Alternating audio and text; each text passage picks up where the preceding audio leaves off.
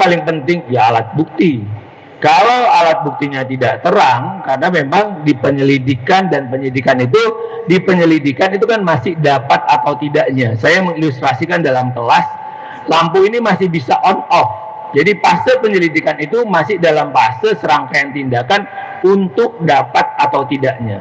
Setelah itu naik dik. Dik itu berarti sudah ada upaya, dia sudah dapat bukti dan menemukan tersangkanya. Masalahnya bukti yang sejak awal ini tarik-menarik, tidak ketemu.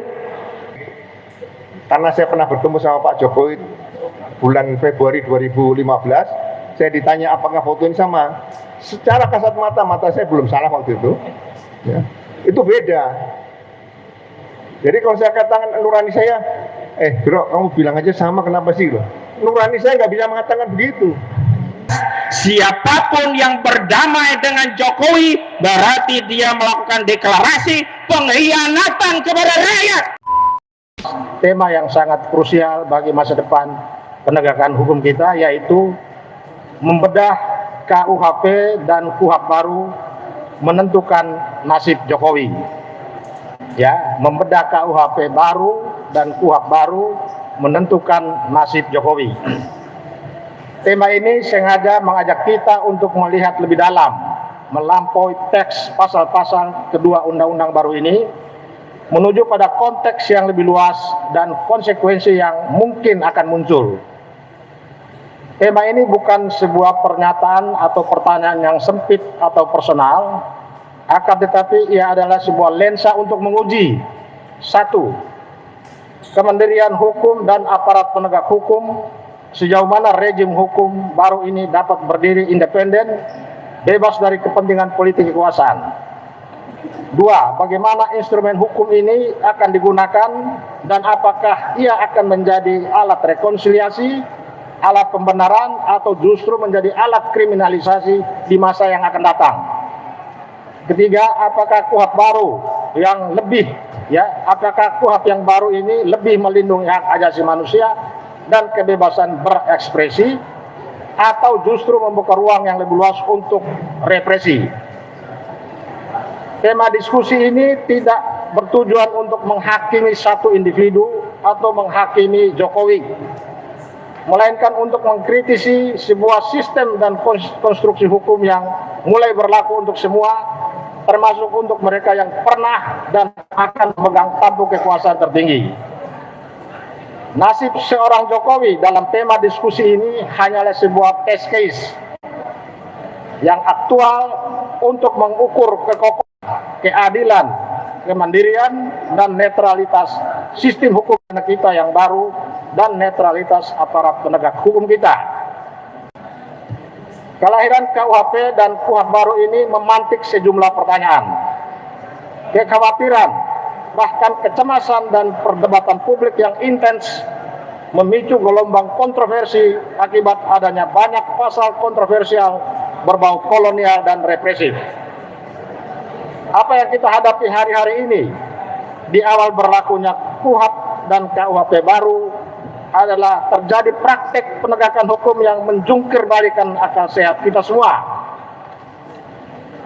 Dalam masyarakat transisi ini muncul dinamika yang baru yang menyita perhatian publik karena terjadi penerapan pasal-pasal KUHP baru secara serampangan, menunjukkan bahwa institusi Polri belum bisa melepaskan diri dari pengaruh Jokowi.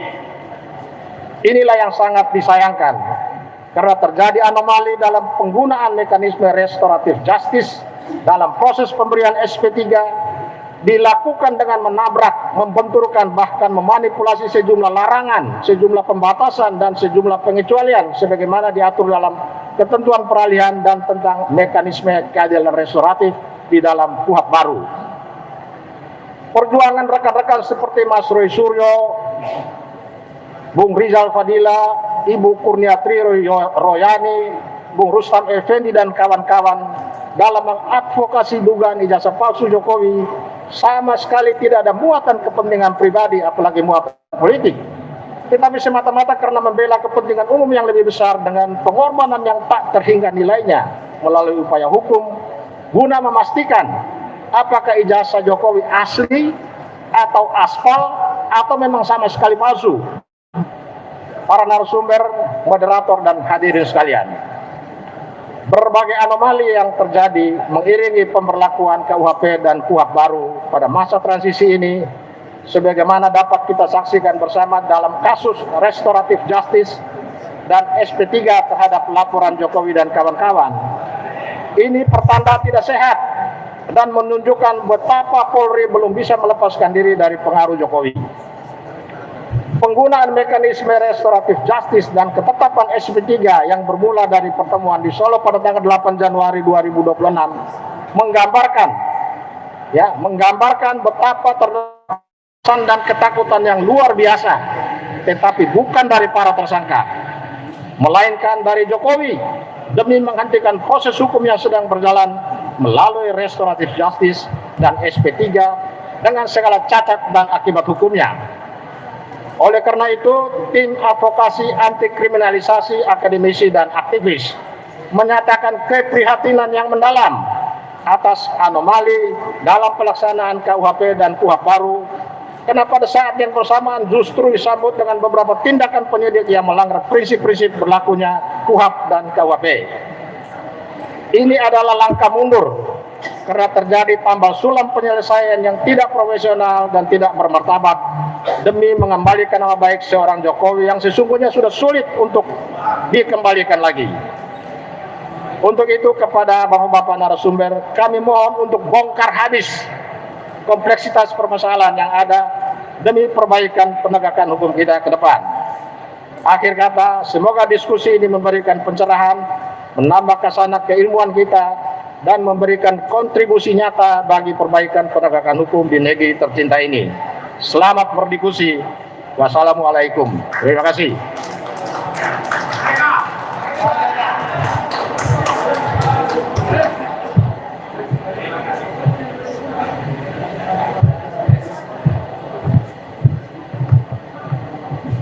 Terima kasih Bang Petrus Celestinus. Jadi kalau di tim advokasi anti kriminalisasi akademisi dan aktivis itu kan panjang, pusing. Kita sering disebut sebagai tim hukum Roy Suryo dan kawan-kawan. Jadi memang koordinator litigasinya adalah Bang Petrus Celestinus. Sementara saya diminta sejak awal di tim non litigasi, yang dulu tugasnya katanya tukang provokasi aja. Kenapa? Non litigasi kan provokasi gitu. Ya sudahlah, saya ikut begitu.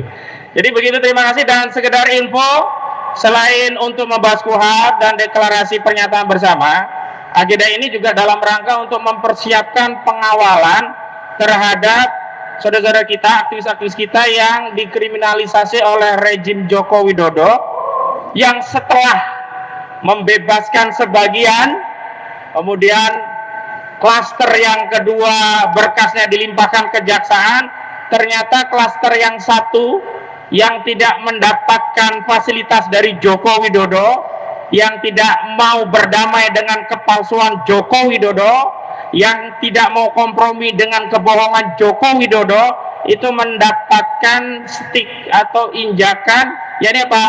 Berkasnya dilanjutkan dan akan ada pemanggilan sebagai tersangka di Polda Metro Jaya pada hari Kamis tanggal 22 Januari 2026, yakni yang pertama atas nama pejuang kita Bapak Rizal Fadilah, sarjana hukum. Beri tepuk tangan Bapak Rizal Fadilah. Nah, panggilan yang kedua juga dialamatkan kepada pejuang kita, Sri Kandi advokat kita, Ibu Kurnia Triroyani. Beri aplaus buat Ibu Kurnia Triroyani.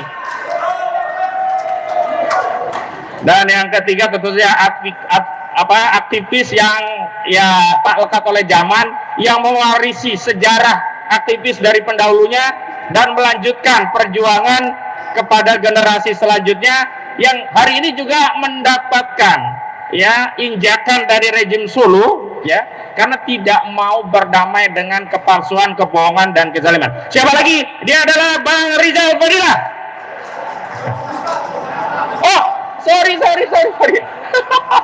Yang di benak saya adanya Bang Rizal terus. Sekali lagi buat Bang Mustafa Badi.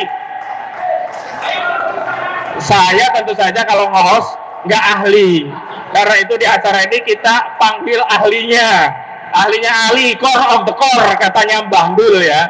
Dan untuk itulah pada kesempatan ini dalam tema diskusi membedah KUHP dan KUHP baru menentukan nasib Jokowi. Apakah nasib Jokowi seperti foto di atas, hidup tapi seperti mayat begitu, sudah tak berkuasa tetapi seolah-olah masih berkuasa. Kenapa? Ternyata sekarang orang-orang kalau mau dapat SP3 itu tidak ke polisi tapi cukup ke Solo. Terbukti ada dua orang berkunjung ke Solo dapat SP3 dan terbongkar menurut orang yang konon namanya Egy Sujana.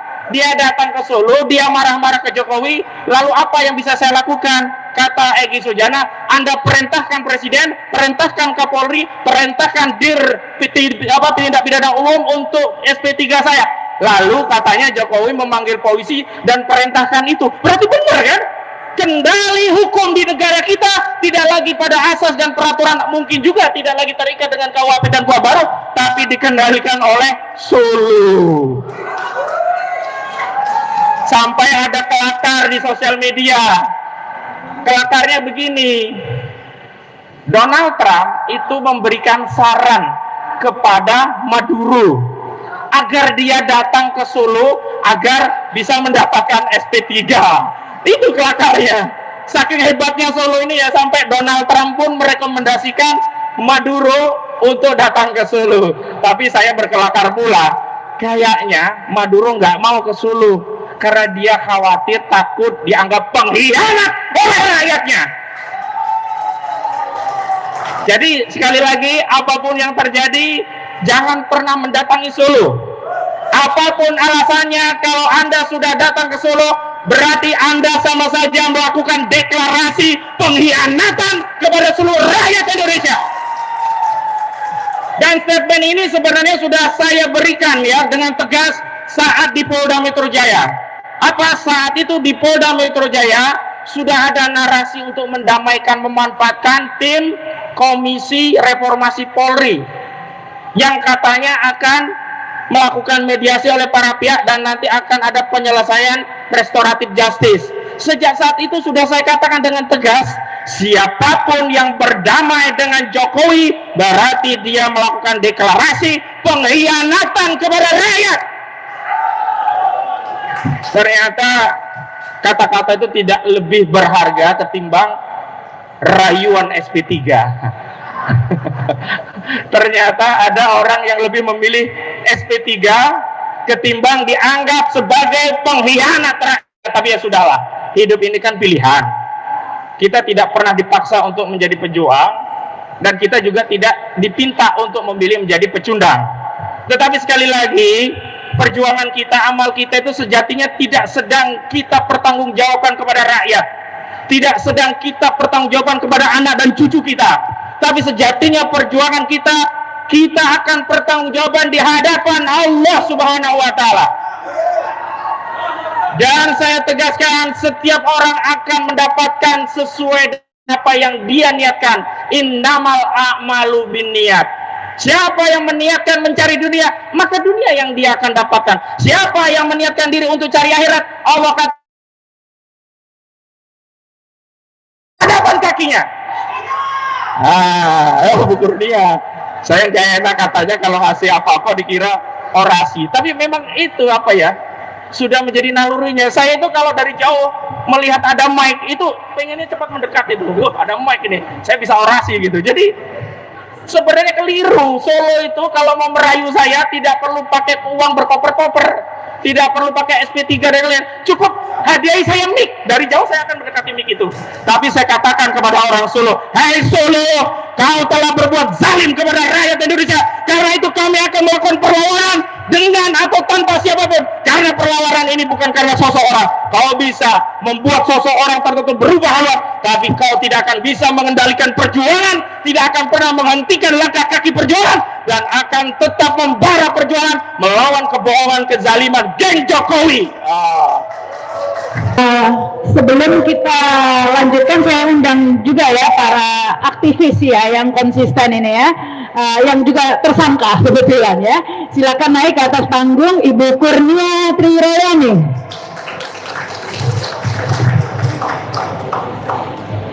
Silakan di sini saja, Bu. Selanjutnya ada juga Bapak Rizal Fadila. Silakan Pak Rizal Fadilan. Ya, ini aja. Pak Rizal Fadila. Pak Rizal sini aja. Sini. Pak Rizal di sini, Pak Rizal. Tersangka kursinya khusus, kata Pak Rizal. Baik, sebelum tadi kita lanjutkan lagi ya ke Pak Ugroseno ya. Terkait dengan ijazah palsu ini sebenarnya kasusnya mau dibawa kemana ini kira-kira Pak akhirnya ya? Apakah akan anti klimaks seperti yang sebelum-sebelumnya? Karena kalau kita lihat patternnya nih Pak ya, selalu kalau sudah mendekati persidangan itu selalu ada manuver. Ya, dulu waktu Bambang Tri kita ingat ya, waktu itu pengacaranya Egy Sujana juga, begitu mau masuk ke pengadilan, jebret ditangkap Bambang Trinya, kan? Nah, kira-kira kalau ini nih manuvernya sudah kelihatan, jebret bes ke Solo gitu kan ya. Nah, sekarang ini kira-kira seperti apa Pak? Apakah kalau Pak Ugroseno lihat dengan restoratif justice tadi gitu, kira-kira akan anti klimaks atau seperti apa ini ke depannya kasus ijazah palsu ini Pak? Silakan.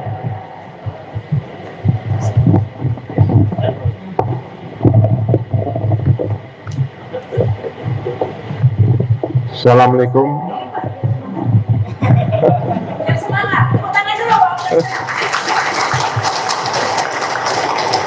Assalamualaikum warahmatullahi wabarakatuh. Saya kalau ditanya Mbak Sarita tadi klimaks atau anti klimaks bingung saya. Jadi begini, saya melihat sebagai seorang bayangkara, tapi saya bukan bayangkara zaman kerajaan Majapahit. Ya. Kalau zaman kerajaan Majapahit itu adalah pengawal dan pengaman raja dan para keluarganya. Tapi saya bayangkara yang sudah dilahirkan sejak 1 Juli 1946, Kepolisian Republik Indonesia keluar dari Kementerian Dalam Negeri dan menjadi lembaga kepolisian negara Republik Indonesia yang utuh, ya.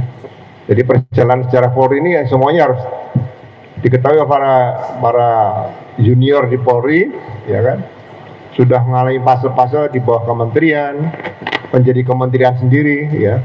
Mabes Polri itu dulu namanya Departemen Angkatan Kepolisian, Depak, ya, terus berubah menjadi Markas Besar Kepolisian Republik Indonesia setelah bergabung dengan ABRI. Ada Mabes TNI, Mabes AD, Mabes AR, Mabes AU, Mabes Polri. Kemudian pedoman kerja kita, pedoman hidup kita juga sama, Tribrata, ya, Rastra Sewak Utama, abdi utama dari nusa dan bangsa, Nagara yang utama, warga negara teladan daripada negara, Yana Anusa Sana Dharma, wajib menjaga ketertiban pribadi dari rakyat. Belum catur prasetya, setia kepada negara dan pimpinan negara. Nah, itu yang harus ditegaskan, setia kepada negara dan pimpinan negara. Ya. 2, hanyakan musuh, mengenyahkan musuh-musuh negara dan musuh-musuh masyarakat. 3, Ginung Pratidina tidak mengagungkan, maksudnya mengagungkan negara. Yang keempat, kalau nggak salah, Yana Anusa Sana Tansa Trisna, tidak terikat Trisna pada sesuatu. Jadi tidak boleh terima suap dan sebagainya begitu.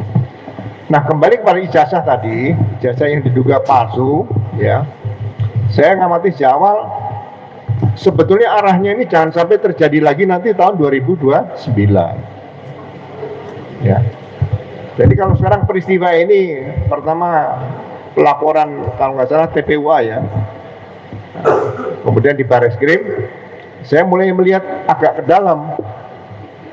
Kenapa dimasukkan ke Dumas? Seharusnya setiap laporan yang dari masyarakat setelah dinilai oleh menerima laporan, kalau zaman dulu saya adalah perwira samapta, sekarang ada SPKT. Itu dari awal sudah bisa dilihat apakah ini perkara pidana, apakah ini ada perdata dan pidananya, atau ini bukan perkara pidana.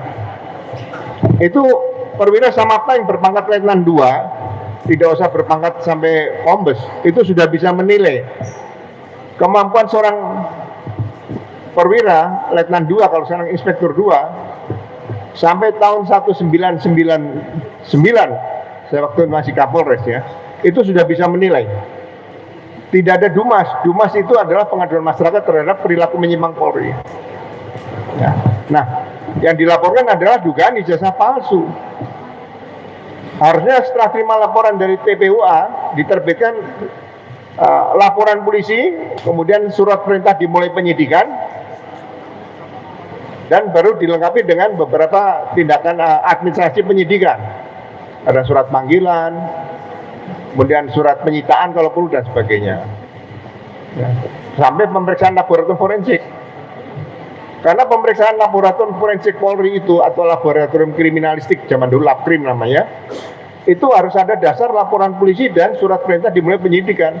Disebutkan disita dari mana, bagaimana penyitaannya, saksi siapa, kasus apa. Itu Polri meminta pemeriksaan Labkrim saja harus lengkap dokumennya.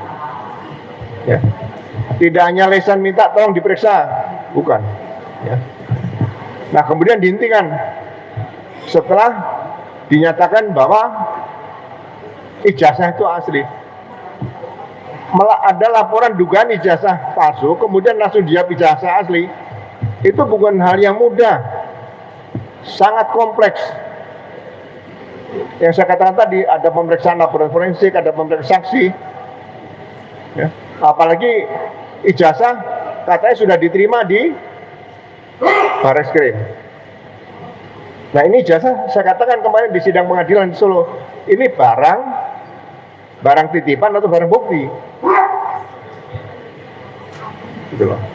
Kalau barang, ya barang semua barang, HP juga barang, semua barang. Tapi kalau barang titipan, sepengetahuan saya dulu waktu saya masih SMP, saya tahunya ada titipan, hanya titipan sepeda motor, titipan mobil, itu di tiap bioskop ada. Kalau nonton bioskop itu pasti ada titipan sepeda motor, dan titipan mobil. Nah, kalau barang bukti, biasanya adalah barang yang disita, yang dipakai untuk melakukan kejahatan.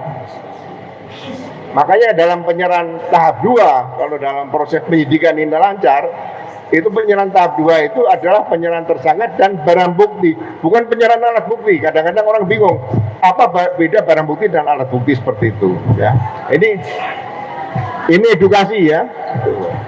Nah, kemudian pasal. Oh, selamat datang nih, Mas Roy.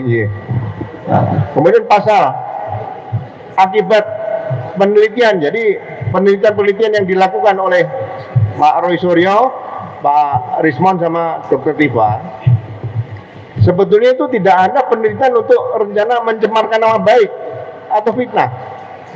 Mens reanya di situ tidak ada. Pasal 310, 311 KUHP yang lama ya,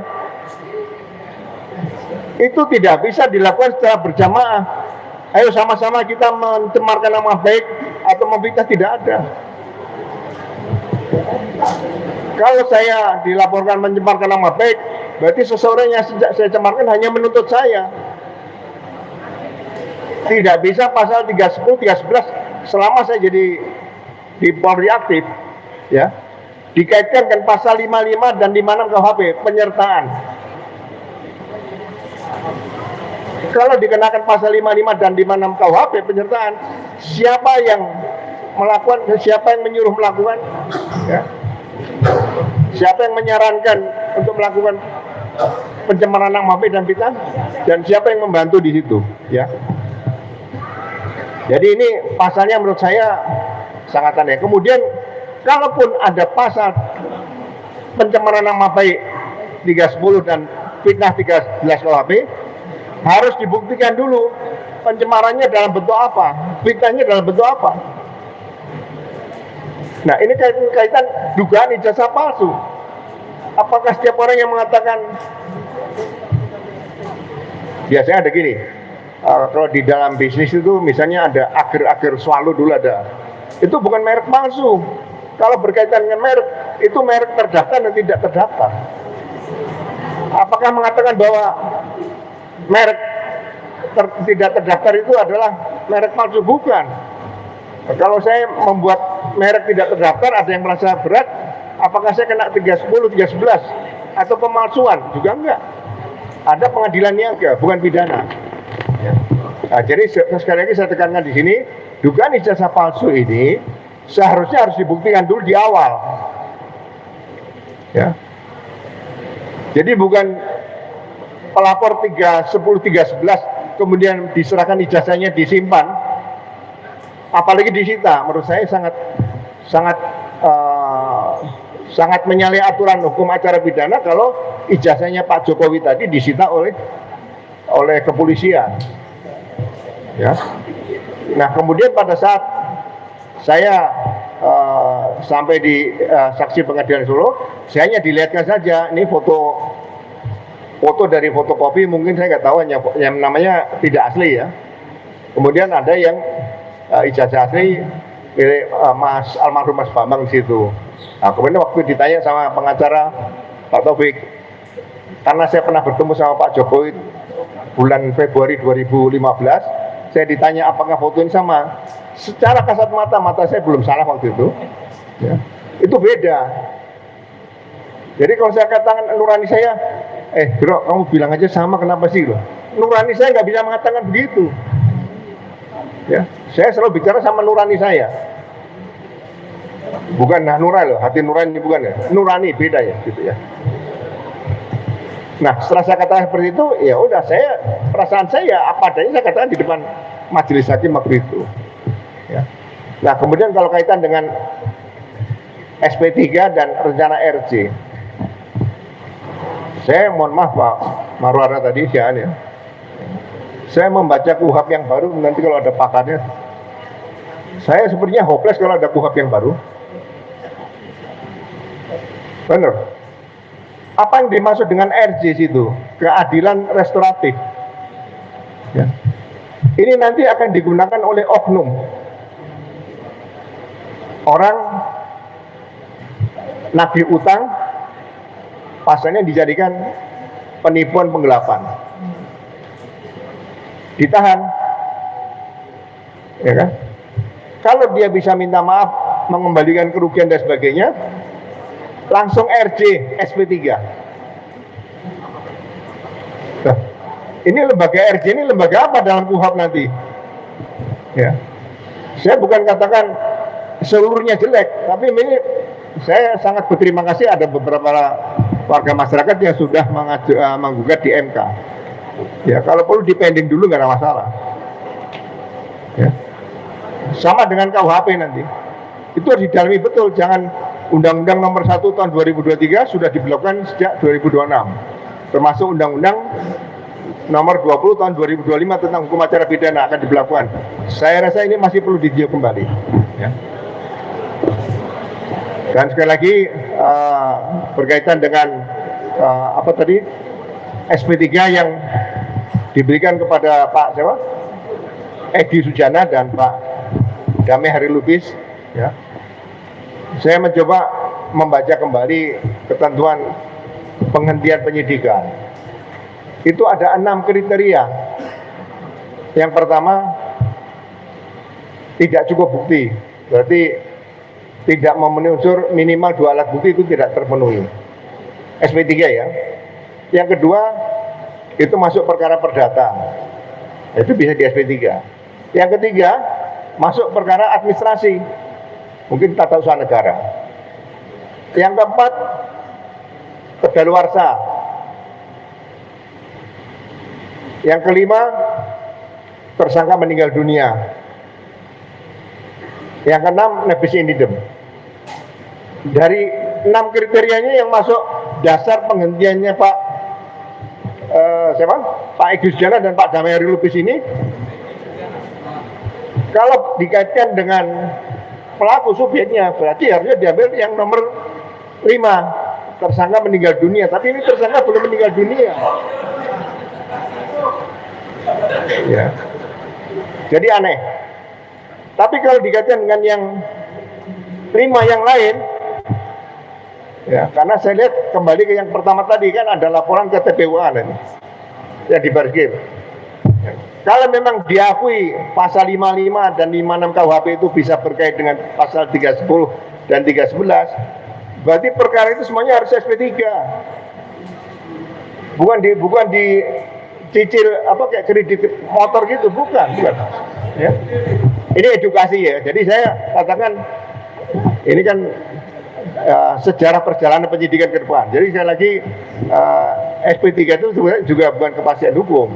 Jadi Pak Eki sama Pak Damir Lubis nanti kalau nanti belum dipenuhi RJ-nya secara lengkap, RJ kalau nggak salah pasal 79 ya Pak Roy ya, di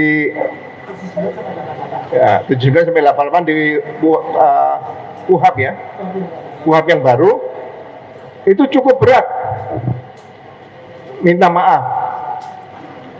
Nah, sekarang yang minta maaf siapa nih? Pihak sana atau pihak sini yang minta maaf nih? Ya. Apa cukup salaman mohon maaf lahir batin itu? Ya. Ya. Kedua, membayar ganti rugi. Nah, yang bayar ganti rugi siapa nih? Sana atau sini? Ini masih debat. Ya. Dan itu harus dilaksanakan semua. Gitu loh. Jadi saya baca kriterianya tidak bisa dikatakan oke, saya maafkan RJ SP3 beritahu jaksa sama hakim. Tidak semudah itu, ya. Nah, apabila sudah di SP3 6 bulan kemudian ada novum bukti baru dibuka pra peradilan masih maju lagi karena kepastian hukumnya nanti ada di sidang pengadilan inkrah nanti sudah sampai MA ada Pak Marwara sini ya. Jadi sekali lagi ini yang saya sampaikan semuanya kepada warga masyarakat ya, edukasi dalam penegakan hukum itu tidak seperti apa yang bisa kita di depan mata. Jadi sekali lagi intinya pasal 310 dan 311 KUHP pencemaran nama baik dan fitnah itu tidak bisa dituduhkan kepada secara berjamaah.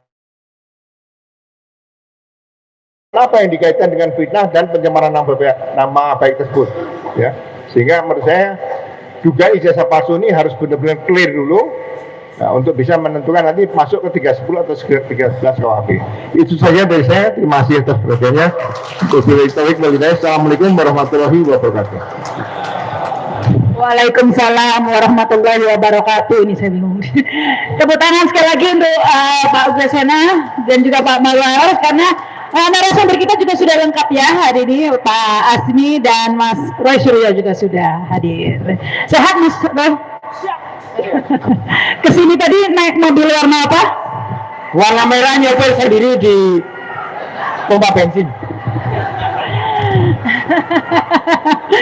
Baik, ini Mas Roy ini sengaja duduk di tengah begitu ya, karena target sudah. Harus masuk target TO jadi taruh di tengah. Baik, selanjutnya kita teruskan ya pemaparannya. Saya beri kesempatan ke Dr. Hasni, silakan. Ini kebetulan dosen saya juga ini. Baik, terima kasih teman-teman yang saya hormati, para senior. Banyak sekali beliau-beliau yang sudah menjadi narasumber karena memang waktu yang terus berpacu. Teman-teman yang juga mendukung kebenaran. Pandangan saya sekali lagi adalah pandangan objektif. Beberapa kali saya juga sudah memantulkan ide saya, terutama berkaitan tentang objektivitas penyidikan menjadi urgensi di awal dalam kasus ini. Saudara-saudara sekalian, kalau kita berkaitan tentang hukum pidana itu ada 3 hal yang mau dilindungi. Satu, kepentingan negara, kepentingan masyarakat, dalam hal ini si pelaku dan korban itu sendiri. Jadi ada titik keseimbangan yang itu akhirnya adil, yang pada akhirnya KUHP kita yang sekarang maupun KUHP itu nanti apabila berbenturan kepastian hukum, maka dipilihlah yang adil, keadilan yang mau digali. Karena keadilan itu kalau dalam Muslim dekat dengan takwa. Seharusnya orang-orang yang mencintai dan membelajar tentang hukum, tiket dia untuk dapat takwa itu lebih mudah. Tapi sering sekali orang yang belajar hukum malah liar daripada ketaatannya terhadap keilmuannya tersebut. Bapak Ibu sekalian, saya ingin mengambil suap ini kan sebenarnya kasus dokumen pejabat publik. Jadi sewaktu kita bicara tentang dokumen pejabat publik, jangan ini anggap ranah pribadi. Ini harus dipisahkan dulu. Jadi jangan meromantisasi yang lama, ada cerita pendukung, ada tidak pendukung segala macam. Kita berpihak pada objektivitas dan kebenaran. Titiknya di situ dulu. Kalau kita tidak ada di situ akan sulit.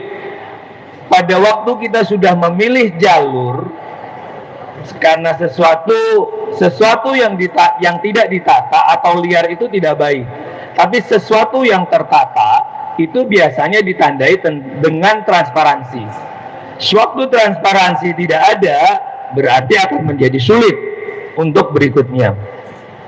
Jadi kualitas pendidikan, karena kenapa kita bilang kualitas pendidikanlah yang menjadi pintu gerbang jaksa, ada hakim nanti berikutnya. Jadi gerbang utama masuknya perkara itu untuk kita lihat, ya pasti potretnya adalah di tingkat kepolisian. Dan ingat ya, polisi juga bukan dalam arti kata ansihnya, institusinya. Karena rakyat tanpa polisi nggak bisa, polisi tanpa rakyat juga nggak ada. Jadi ya saling koreksi. Kalau bahasa undang-undangnya itu adalah partisipasi masyarakat. Jadi kalau partisipasi ya dua arah, tidak bisa ada yang dominan, tidak ada yang mau menang-menangan. Itu yang memang diinginkan dalam koreksi, sehingga terjadilah koreksi, berbenah, dan mungkin reformasi yang akhirnya muncul. Bapak Ibu sekalian, jadi kalau kita lihat di dalam ini, maka apa yang paling penting? Ya alat bukti. Kalau alat buktinya tidak terang, karena memang di penyelidikan dan penyidikan itu, kan masih dapat atau tidaknya. Saya mengilustrasikan dalam kelas, lampu ini masih bisa on off. Jadi fase penyelidikan itu masih dalam fase serangkaian tindakan untuk dapat atau tidaknya. Setelah itu naik dik. Dik itu berarti sudah ada upaya, dia udah dapat bukti dan menemukan tersangkanya. Masalahnya bukti yang sejak awal ini tarik-menarik, tidak ketemu. Bagaimana dia bisa menaikkan kepada penyidikan kalau kualitas pembuktiannya tadi belum clear? Belum clear dalam arti apa? Kalau KUHP bilang tidak terang. Lawan daripada tidak terang, gelap. Sesuatu yang gelap berarti ada sesuatu, Bung, yang tadi. Kenapa orang tidak mau terang-terangan? Orang Philip aja terus terang, itu lo kira? Philip aja motonya itu terus terang, transparansi. Karena berarti penyidikan sampai menyebutkan ada kata terang di situ. Untuk terang. Berarti kalau tidak terang, berarti kan akhirnya ada ganjalan, ada dialektika di tengah masyarakat. Si A asumsinya begini, si B asumsinya begini, kelompok B bilang begini. Berarti ini tidak terang. Sesuatu yang terang tidak akan ada. Karena dalam hukum itu dibilang gini, hal-hal yang sudah diketahui umum nggak perlu dibuktikan lagi. Itu yang clear. Hukum itu sudah jago banget naik satu tingkat. Clear, ya solar, minyak tanah ya minyak tanah. Kopi ya kopi, nggak mungkin air mineral menjadi kopi. Kira-kira kan itu asumsi daripada sebuah pembuktian. Yes. Baik, sekarang saya mau naik dulu kepada konstitusi. Di konstitusi, di pasal 28, dinyatakan orang bisa berpendapat dan bisa berekspresi. Jadi, kalau konstitusi kita bilang, kalau boleh ada, katakanlah orang boleh berekspresi, orang boleh berpendapat, tapi juga ada kewajiban hak asasi orang lain. Bukan berarti sebebas-bebasnya. Namun begitu ada masalah, kalau si A bilang A, si B tetap dengan perbedaannya, tidak ada jalan lain dalam hukum, benturkan. Untuk kita lihat mana yang betul-betul berlian. Karena kalau nggak kita benturkan, kan tidak akan tahu peristiwa tersebut. Karena dia tetap ngotot untuk menyatakan, saya dengan dalil ini, saya dengan dalil B ini. Jadi tidak bisa harus diketok dalam persidangan, terang-terangan. Ini yang memang harus dilakukan supaya tahu bahan siapa yang benar-benar originalitas, bahan siapa yang memang berlian, bahan siapa yang memang katakanlah tidak ori, ini menjadi ketahuan. Jadi kalau kita kaitkan tadi berarti mempertanyakan keaslian ijazah pejabat publik, sekali lagi bukanlah serangan pribadi, melainkan bentuk partisipasi publik untuk menjaga kemurnian dan syarat konstitusi dan integritas jabatan publik. Ini clear dulu. Kalau kita tidak berangkat dari sini, ya akhirnya muncul kebencian antara kelompok A, kelompok B dan segala macam, nggak selesai-selesai. Selanjutnya, saya ingin bilang yang dilakukan oleh teman-teman ini adalah bagian daripada kritik. Jadi kritik terhadap pejabat publik atau yang berkaitan tentang kinerja, syarat jabatan itu tidak termasuk dalam delik pidana atau pencemaran nama baik. Ini kita clear dulu, gitu loh. Karena yang dikritik adalah pejabat publiknya. Dia menggunakan surat itu untuk mendapatkan jabatan publik. Ini clear dulu. Jadi kita, sehingga Bapak Ibu kalaupun ada dialektika di tengah masyarakat, ini memang harus disampaikan. Kedua, selanjutnya di dalam hukum itu juga ada yang disebut dengan daya paksa. Ada serangan, ada pikiran, ada tekanan. Dalam hal ini apa yang mau kita munculkan? Karena kita itu manusia, punya moral, punya akal, punya hati, ada yang disebut dengan daya paksa moral. Betapa banyak ajaran-ajaran dalam kitab itu dimunculkan malah dihukum positifkan di dalam KUHP. Begitu juga lah ada daya moral kebenaran, ingin mengungkapkan kebenaran. Jadi yang dilakukan oleh teman-teman sepanjang ini nanti benar dan terbukti adanya, ini adalah bagian daripada daya paksa moral. Clear ya? Jadi ada alasan penghapusan nanti, kepentingan umum, ada kritik, menyampaikan pendapat, dan ada yang disebut dengan daya paksa moral yang akhirnya menjadi kewajiban moral menyatakan kebenaran. Sewaktu dari perbuatan tersebut dapat ditiadakan, dalam hukum disebut alasan pemaaf. Apalagi kita bisa diskusi dulu Bapak Ibu. Saya di antara suara yang mau habis mencoba. Oke, biar kita diskusinya asik. Tidak ada diskusi lah. Oke. Kan tadi kita sepakat nih kalau kita liar tidak enak. Betul nggak? Kita asiklah dulu. Sejenak aja biar dapat. Jadi Pak Asmi di mana? Nanti coba lihat dalam penjelasan pasal 433 ayat 2 Kitab Undang Hukum Pidana yang baru. Jadi itu dibilang kalau itu ada sifat melawan hukum dari perbuatan tersebut dapat ditiadakan, dihapus, ditiadakan. Jika ada alasan pemaaf, salah satunya jika dilakukan demi kepentingan umum. Clear ya? Nanti monggo teman-teman bisa memformulasikan, teman-teman advokasi dan segala macam. Kedua, saya beranjak ke dalam notoir.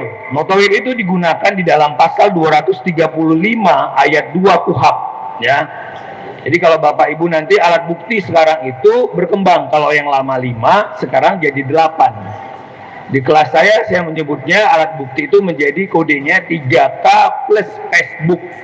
Keterangan ahli, keterangan saksi, keterangan terdakwa, P-nya pengamatan hakim, E-nya elektronik, bukti elektronik, S-nya surat, book-nya barang bukti, S segala sesuatu yang terungkap di dalam persidangan yang diperoleh secara tidak melawan hukum. Jadi ada S sekarang ini.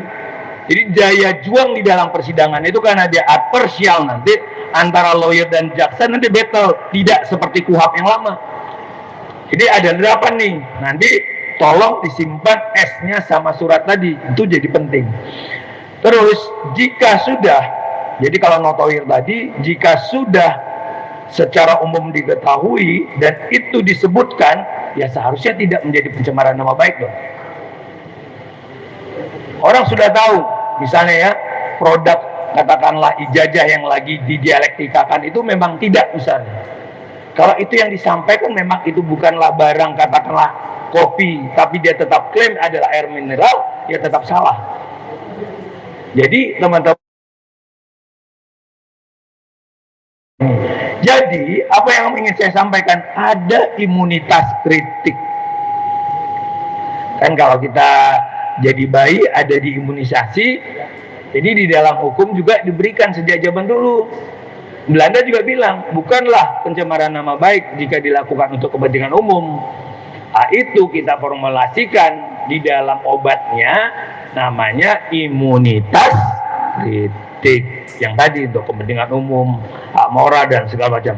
Nah, sekarang tinggal teman-teman Mas Roy ini yang bisa untuk memformulasikan apakah ini benar-benar bagian daripada hal-hal pengecualian, hal-hal kepentingan umum yang tadi bisa menghilangkan sifat melawan hukumnya.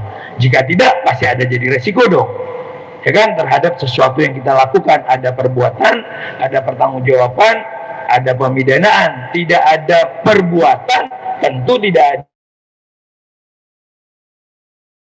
itu yang namanya equal secara pidana, karena hukum pidana itu yang dicari adalah kebenaran material, benarnya yang senyata-nyatanya. Itu yang harus menjadi fokus perhatian teman-teman. Di mana yang bisa dapat dilihat Pak Asmi, nanti bisa dilihat menemukan kebenaran itu. Ini adalah kekuatan moral yang tidak bisa dihindari. Itu bisa dipakai pasal 42 Kitab Undang Hukum Pidana yang sekarang. Terus kalau dikaitkan dengan KUHP yang baru, jika nanti sampai di persidangan, ada namanya sekarang itu pedoman pemidanaan. Di dalam pedoman pemidanaan itu hakim mempertimbangkan motif dan tujuan ini, apakah tujuan daripada melaku ini, dan nilai yang hidup, ya, nilai hukum atau keadilan yang hidup dalam masyarakat. Maka kalau kita kaitkan itu 58B dan huruf K KUHP, nanti kaitkan dengan pasal 70 KUHP-nya. Jadi begini, korban tindak pidana yang mendorong atau menggerakkan terjadinya tindak pidana tersebut. Kalau korban itu yang mendorong terjadinya, ini kan lama-lama gara-gara tidak mau menunjukkan ijazah sejak awal. Jadi hakim melihat ini memang korban menginginkan. Seharusnya kalau ada kayak Pak Asrul Sani begitu dituduhkan atau diduga, keluarkan. Ini kenapa begitu lama? Jadi dalam pedoman pemidanaan ini sudah mempertimbangkan jika korban tindak pidana lah yang mendorong atau menggerakkan terjadinya tindak pidana ini. Nah, ini nanti menjadi pertimbangan hakim, termasuk daya paksa moral tadi. Karena dengan daya paksa moral ini apa yang mau dituju? Orang-orang atau katakanlah orang-orang yang hari ini punya beban moral untuk meluruskan apa sih keadaan yang sebenarnya. Sekali lagi saya ulangi tanpa bosan, ini bukanlah kebencian personal, tapi dorongan hati nurani terhadap kebenaran ijazah yang digunakan as a president, bukan as a personal, ya, bukan as a personal. Kita tidak mau masuk karena orang secara personal, tapi as a president sebagai jabatan publik.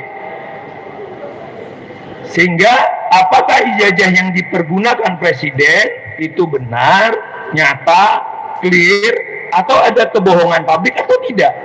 Ini yang mau didorong dari proses yang panjang itu. Clear ya Bapak Ibu sekalian, jadi tidak dalam ranah. Sekarang kita masuk ke dalam, kaitannya ke dalam alat bukti. Kalau itu adalah alat bukti surat, berarti itu haruslah alat bukti yang bisa real, diperlihatkan, dan itu harus dibuktikan sebaiknya dalam putusan pengadilan. Saya mendorong kalau memang bisa harus ada uji lab pembanding dan prosesnya dilakukan secara transparan. Itu yang harus didorong. Jadi tidak ada dominasi satu, karena kok ini nggak clear-clear. Kalau ada alumni yang menyatakan si A dari sini kan bisa di tracking nih, kawannya siapa, sahabatnya siapa, pembandingan segala macam. Ini yang kira-kira harus kita sama. Kalau udah clear ya terang, jangan ragu-ragu untuk oh ini di tengah-tengah ada peristiwa-peristiwa lain. Jadi wajib dihadirkan fisik aslinya di muka sidang. Tidak bisa fotokopi yang dilegalisir.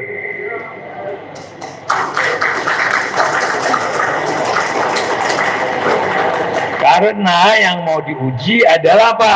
Prosesnya, serat kertasnya, tintanya, tekanan stempelnya mungkin. dokumen pembanding sampelnya dengan mahasiswa teman seangkatannya dari fakultas yang sama, dekan yang sama. Ini yang harus dilihat. Jadi ada pembandingnya. Jadi di situ bisa dengan clear, dengan nyata. Mungkin ada ahli-ahli lain selain ahli pidana nanti ngelihat, oh ini fontnya sama nggak, desain blankonya sama atau tidak. Dan ini bagaimana? Ini jadi pengamatan hakim yang saya bilang. Kalau dulu kan hanya keyakinan hakim. Hari ini ada indikator objektif di dalam KUHP kita yang dinamakan dengan pengamatan hakim. Kalau dulu kan hakim tidak boleh menjatuhkan satu pidana melainkan dua alat bukti yang sah disertai keyakinan hakim. Sekarang pengamatan hakim. Nah ini menarik. Jadi pertempuran persidangan ini jika bergulir akan menarik perhatian masyarakat tentunya. Karena masing-masing pihak akan menunjukkan posisinya. Dan itu terungkap di dalam pasal 235 Kitab Undang Hukum Acara Pidana. Dan inilah yang menjadi perangkai kuat atas peristiwa benar atau ada tidak benarnya dalam peristiwa ini. Jadi ini yang harus dilakukan.